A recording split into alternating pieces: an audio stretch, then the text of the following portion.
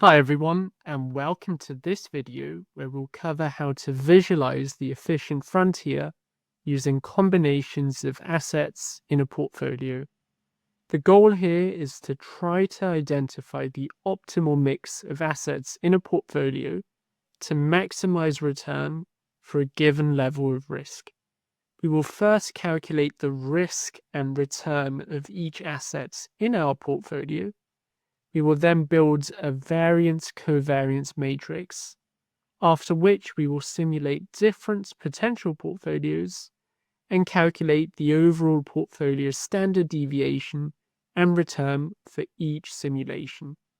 We will then visualize the efficient frontier. We have two input sheets here, colored dark blue, and one output sheet, which we will work on, which is light blue. We have 6 fictitious securities or assets in our portfolio, and here we show the daily prices for each one from the start of 2017 to the end of 2022. And the first step will be to calculate the daily returns for each of the securities in our portfolio. And to do this, we can go into the return sheet, and the way to calculate the returns is to take the new or the current day's return minus the old or the previous day's return, and then divide this by the previous day's return. We can then apply this formula to all securities and to all dates.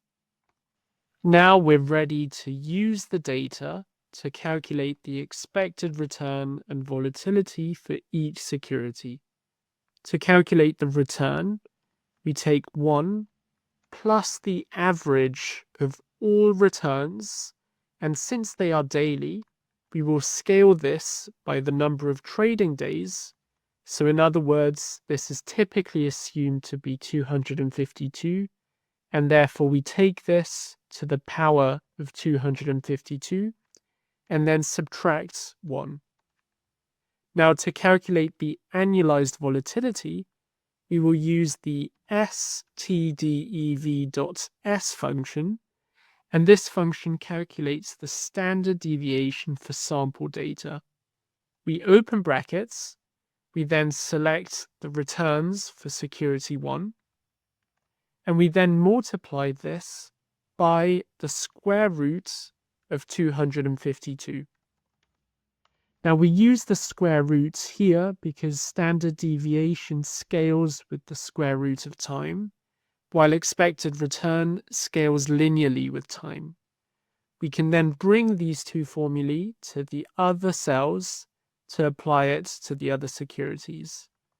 And generally, as you can see, the assets with higher returns have higher volatility. To calculate the covariance on returns, we will use the function covariance.s. The diagonal elements of the covariance matrix will be the variances, as these are simply the covariance of a given asset compared to itself.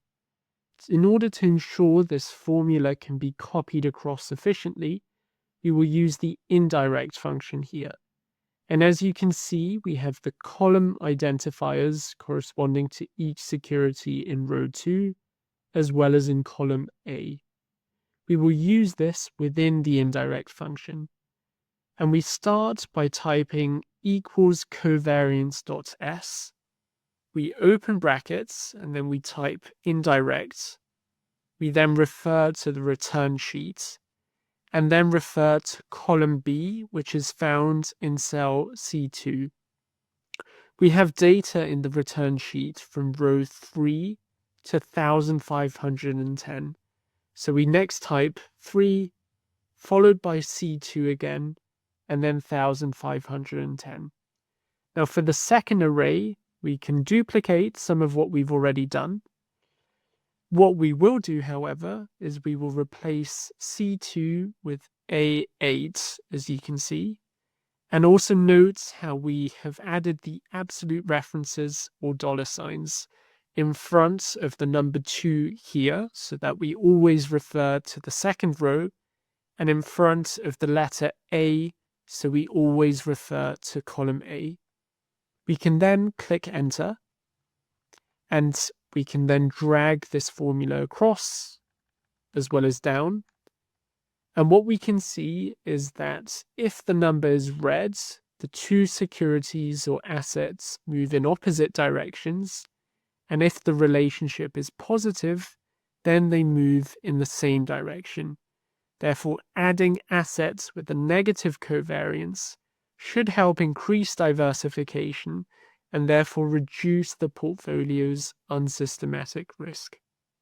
Next, we can simulate different portfolio weights using the RAND function, and this generates random numbers for each security.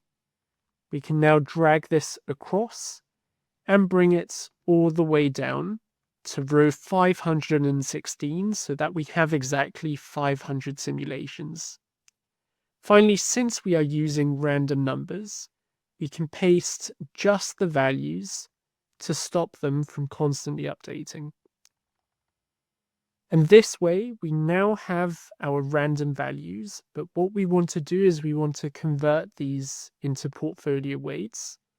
To do this, we can take a given random number and then divide it by the sum of the random numbers. And here what we want to do is we want to add the dollar signs in front of the column identifiers as follows, so that they remain static. We can then drag this across, and as you can see, the weight here sums to 100%. Let's now also bring this down. And as a next step, let's calculate the risk and the return. And we can start with the return, which is simpler. Here we can use the sum product function, taking the expected returns of the 6 securities which we calculated earlier, and these will form array 1, and then the weights which we just calculated, which will form array 2. Now array 2 will be dynamic, whereas array 1 will be static, so we will add absolute references here.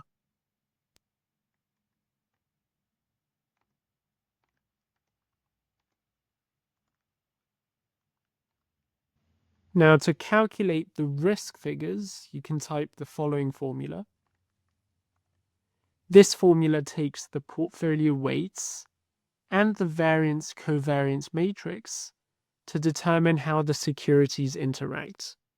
It calculates the overall portfolio risk based on these interactions, and finally converts the variance into standard deviation, which is easier to interpret as a measure of portfolio risk. Let's now bring this all the way down. And now finally, what we want to do is we want to visualize the efficient frontier. And here we take the volatility and the expected return columns, and we insert an XY scatter chart as follows. Now the upward sloping shape indicates that as you increase risk, expected return tends to increase as well.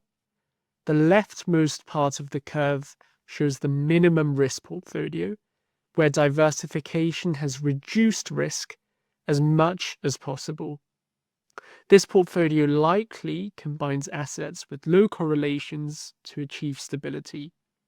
Meanwhile, the point, which is higher up and further to the right, indicates the portfolio with the higher expected return, but this comes with a higher level of risk.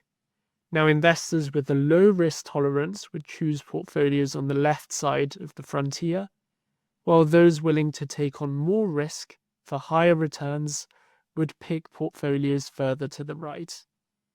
So that's how you can visualize the efficient frontier using combinations of assets in Excel.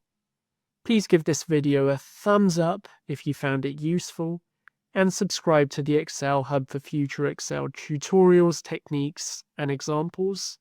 And also please see the description below to access templates featured in the Excel Hub's tutorials.